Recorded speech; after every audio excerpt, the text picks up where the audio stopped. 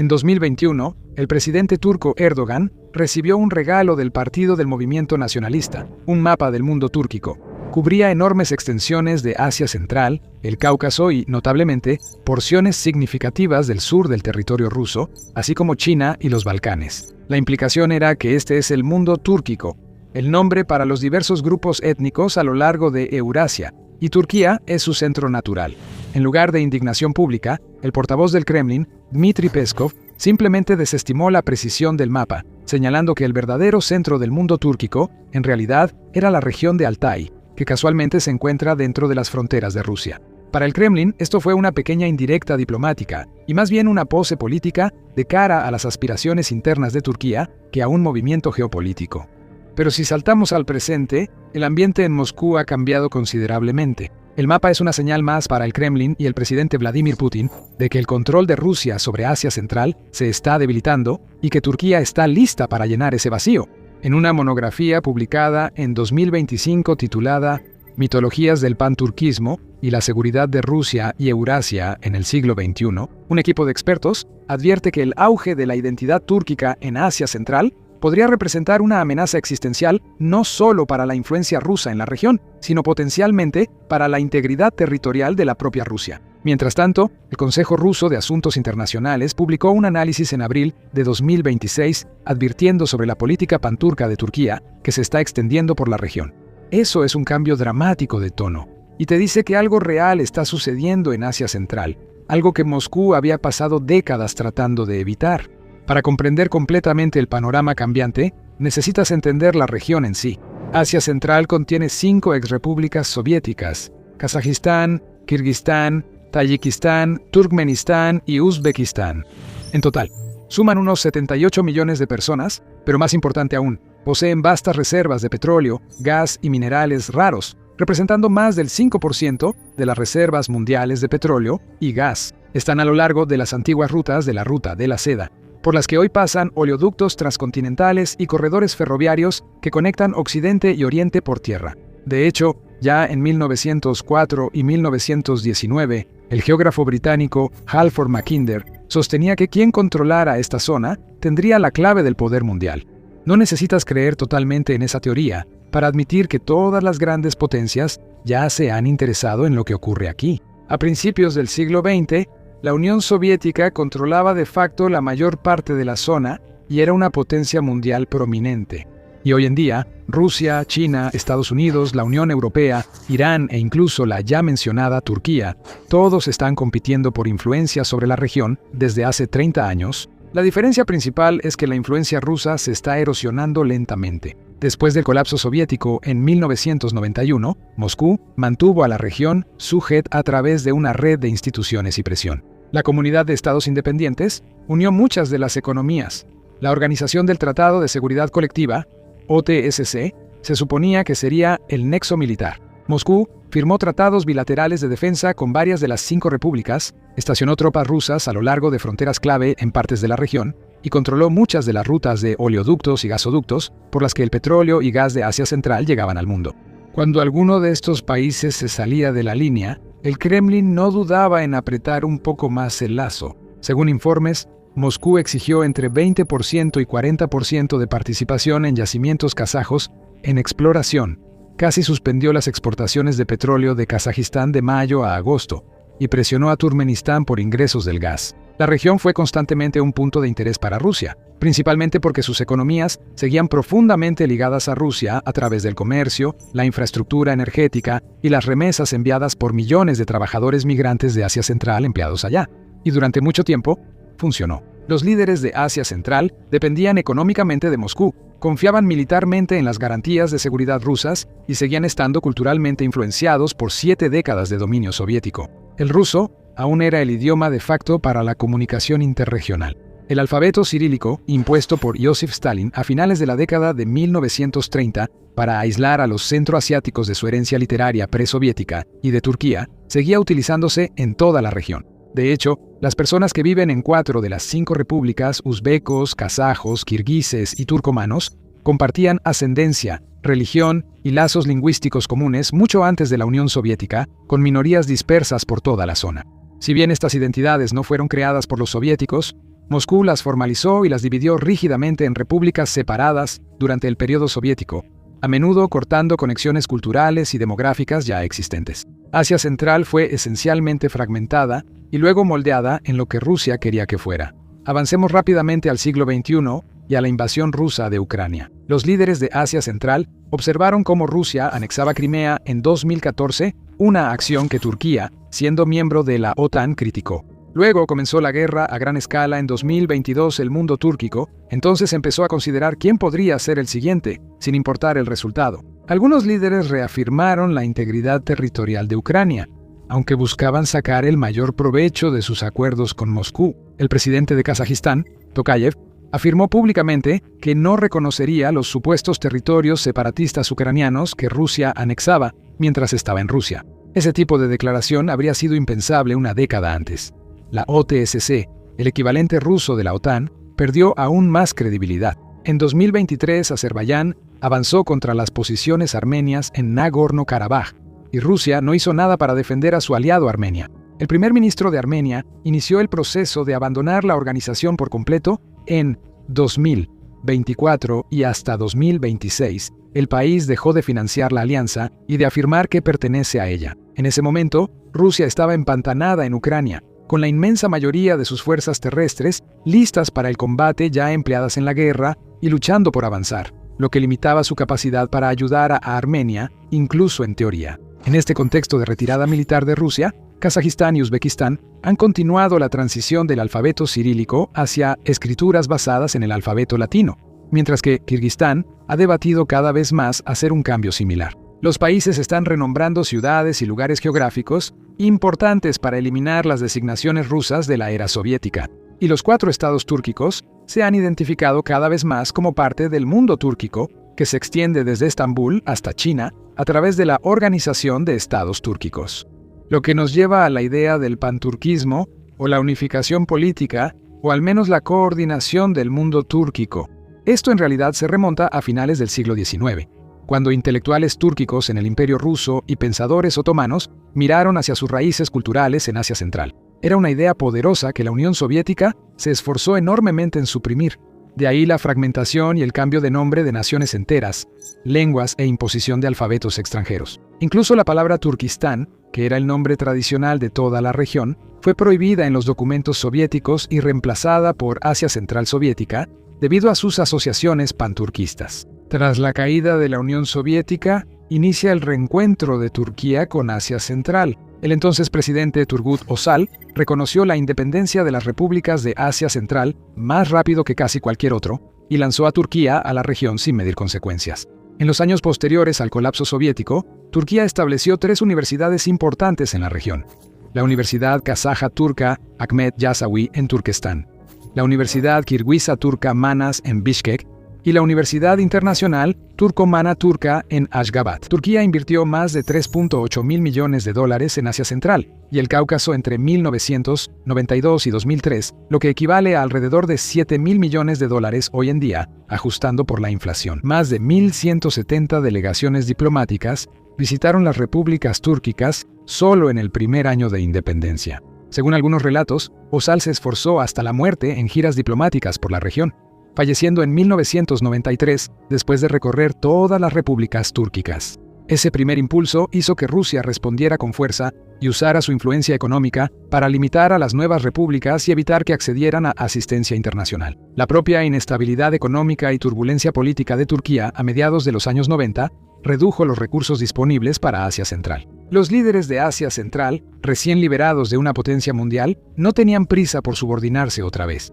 Tras la llegada al poder del partido AK de Erdogan, en 2002 Turquía buscó ser potencia regional en el Mediterráneo y orientó su política exterior hacia Medio Oriente, relegando a Asia Central en la lista de prioridades. Por ejemplo, en 1992 casi toda la ayuda de Turquía se destinó a Asia Central. En 2005, el 55% de los proyectos de Turquía se llevaron a cabo en países del Cáucaso y de Asia Central. Esto se redujo al 36% en 2010.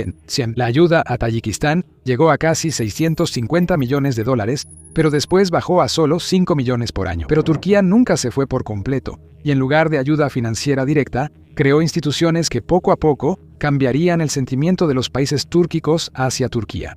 El Consejo de Cooperación de Estados de Habla Túrquica se estableció en 2009 y luego se convirtió en la Organización de Estados Túrquicos. La emisora estatal turca TRT lanzó TRT Abbas en 2009, transmitiendo en azerbaiyano, kazajo, kirguís, turcomano y uzbeco, llevando noticias y acontecimientos turcos directamente a los hogares de Asia Central. El comercio entre Turquía y la región creció de $838 millones en 2002 a $9.5 mil millones en 2021, y casi 4.000 empresas turcas operaban en los 5 países. Luego llegó 2020 y todo se aceleró.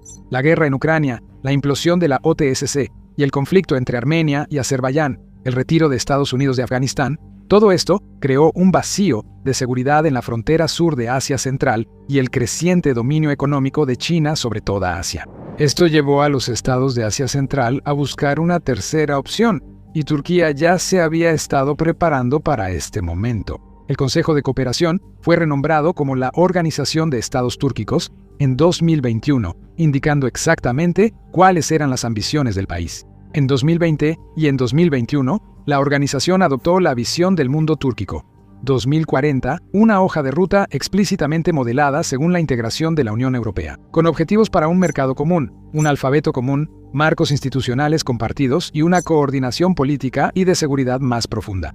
Las cifras de comercio interno del bloque muestran el rápido avance. Pasaron de $33.000 millones entre los Estados miembros en 2022 a $42.000 millones en 2023, lo que representa un salto del 27% en un solo año. El comercio bilateral de Turquía con la región saltó a alrededor de $13.000 millones en 2023. Kazajistán y Turquía han acordado impulsar el comercio bilateral a $10.000 millones para 2030, desde una cifra confirmada de $6.3 mil millones en 2023. Incluso la inclusión de Azerbaiyán en esta alineación regional es estratégicamente significativa. Turquía apoyó a Azerbaiyán militar y políticamente durante todo el conflicto de Nagorno-Karabaj, y la victoria de Azerbaiyán consolidó la reputación de Turquía como un socio de seguridad confiable. Ahora que Azerbaiyán se ha unido al marco consultivo de Asia Central, puede actuar como un puente geográfico y político literal entre los 5 estados de Asia Central y la propia Turquía. Turkmenistán también probablemente está considerando la membresía completa en la OTS, lo que completaría el bloque túrquico.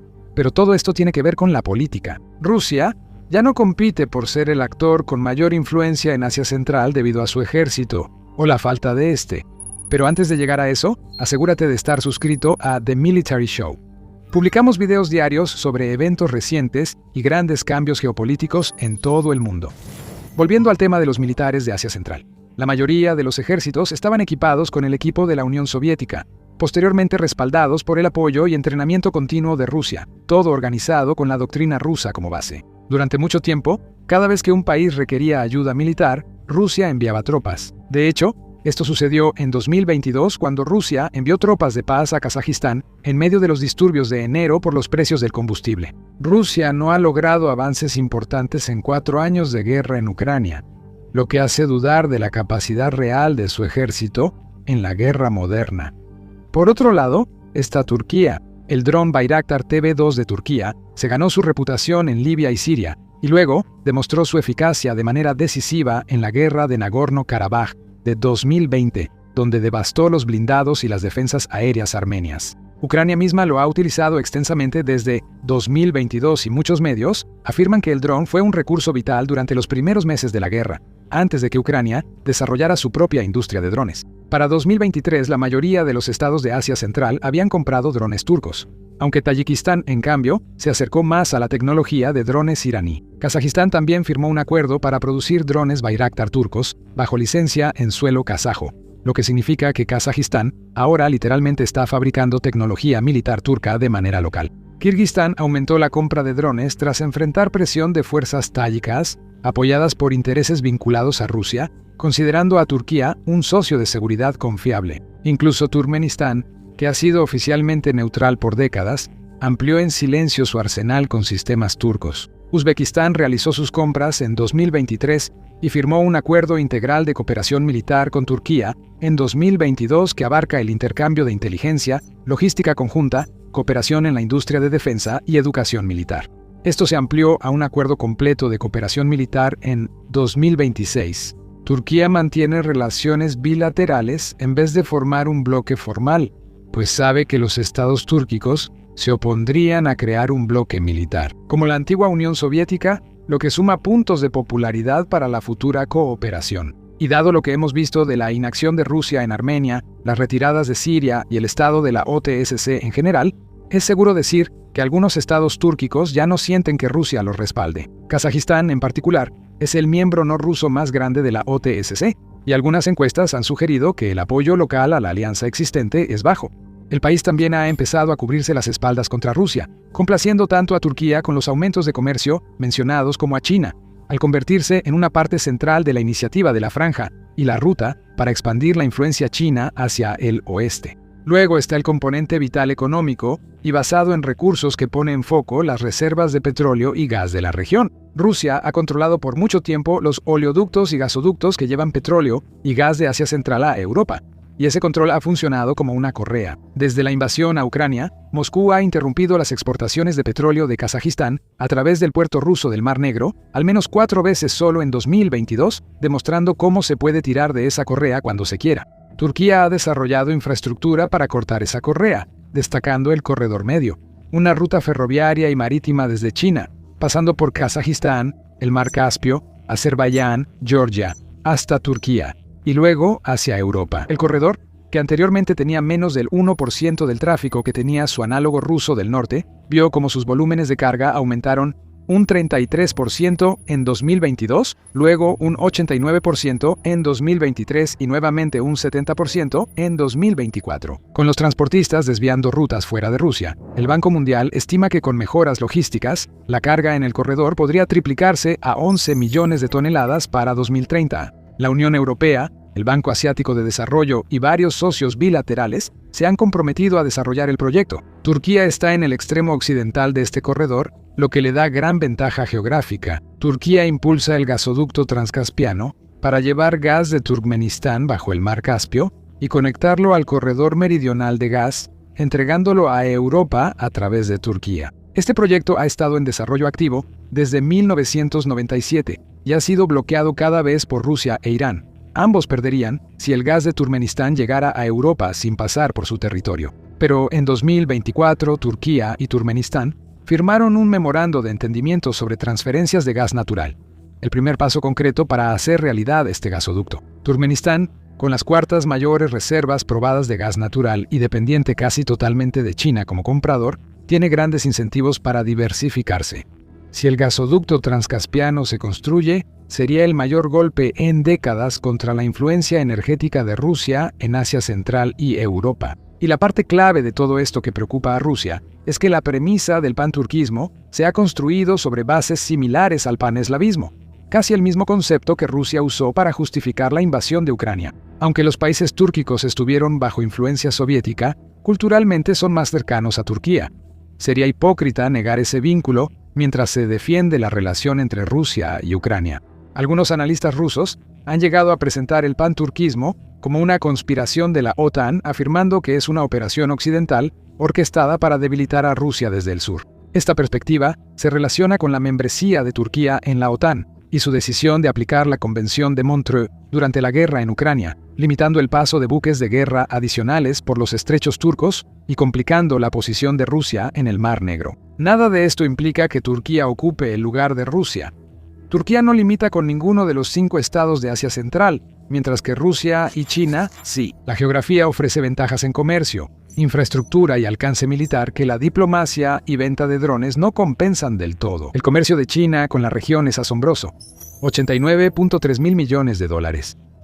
La Unión Europea comercia 74.65 mil millones de dólares y Rusia misma todavía comercia aproximadamente 40 mil millones de dólares. La cuerda floja geopolítica de Turquía complica más las cosas. Erdogan ha mantenido contacto con Putin durante la guerra en Ucrania, pues Turquía no se sumó a las sanciones occidentales contra Rusia. En vez de frenar a Rusia en el Mar Negro, negoció la iniciativa de granos del Mar Negro. Sigue comprando gas ruso y mantiene lazos económicos que limitan cuán abiertamente confrontacional puede ser Ankara en el patio trasero de Moscú. Al mismo tiempo, la membresía de Turquía en la OTAN significa que, en última instancia, debe acatar la solicitud de defensa colectiva de la alianza. Al final, los estados de Asia Central no eligen a Turquía sobre Rusia y China, sino que la suman a una estrategia de equilibrio que llevan décadas practicando. El presidente kazajo, que apoya la integridad territorial de Ucrania, asistirá al desfile del día de la victoria de Putin en Moscú. Lo verdaderamente nuevo es la dirección que toman. El uso de alfabetos latinos, ciudades renombradas, libros de historia comunes, compra de drones y corredores comerciales construidos para rodear a Rusia, en lugar de pasar por ella, forman una infraestructura que permite a estos países disminuir su dependencia rusa. La Organización de Estados Túrquicos no es la Unión Europea ni los BRICS, pero es una institución funcional con flujos comerciales reales, cooperación militar real y una hoja de ruta de integración a largo plazo que realmente se está implementando. Turquía también es algo que Rusia realmente no puede ser: un socio económico con lazos culturales reales en la región por historia e idioma compartidos, además de ser el segundo ejército más grande de la OTAN y estar entre los 10 primeros para 2026. La mayor ironía es que Putin lanzó su invasión a Ucrania, al menos en parte, para reafirmar el dominio ruso sobre el espacio postsoviético y evitar una mayor erosión de la esfera de influencia de Moscú. En cambio, la guerra ha hecho más para acelerar el alejamiento de Asia Central de Rusia que cualquier otro evento en los últimos 30 años. Le dio a Turquía una oportunidad que Ankara ha aprovechado de manera rápida y efectiva. Y cuando se combina con el hecho de que China se está convirtiendo en un actor regional más importante, el control de Rusia sobre Asia Central se está debilitando rápidamente. Pero más allá de los objetivos geopolíticos, Turquía ha logrado avances en sus propias fuerzas armadas y tiene grandes planes de guerra. Mira este video para aprender más y suscríbete para recibir las últimas noticias de geopolítica y guerra de El Show Militar.